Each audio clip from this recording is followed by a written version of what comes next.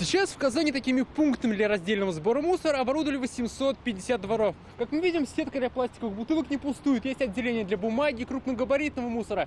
Сейчас покажем, что там внутри. При этом, как можно заметить по контейнерам, люди продолжают все сбрасывать в одну кучу. Я лично не собираю. Почему? А зачем мне это нужно? Что я буду сортировать дом, мне больше делать нечего, что ли?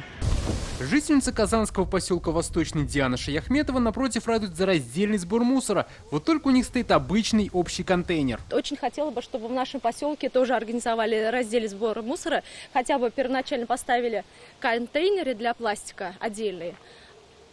Потому что нам приходится сейчас носить этот мусор в соседний изумрудный город. О своем пожелании женщина сегодня сообщила на горячую линию нового сервиса «Рео Радар». То есть нет контейнеров для раздельного сбора мусора? Да. Информационную систему запустил российский экологический оператор. Здесь можно узнать интересующую информацию или рассказать о пожеланиях и нарушениях, например, о свалках, отправив при этом фото и видео. У вас присваивается номер вашего обращения, по которому вы сможете отслеживать именно исполнение. Ваше обращение, оно также будет отправлено региональным операторам для того, чтобы они проработали вашу проблему.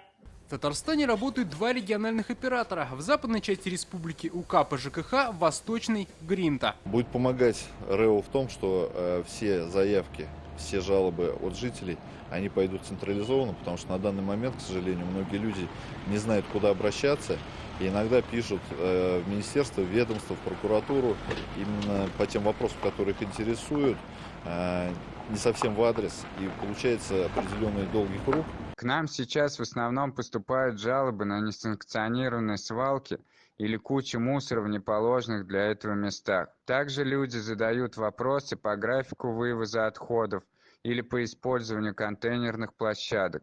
Как отмечает новая система, с одной стороны поможет гражданам лучше разобраться с мусорными вопросами, с другой уполномоченные органы будут яснее понимать, что у них происходит на территориях, и быстрее реагировать на недочеты.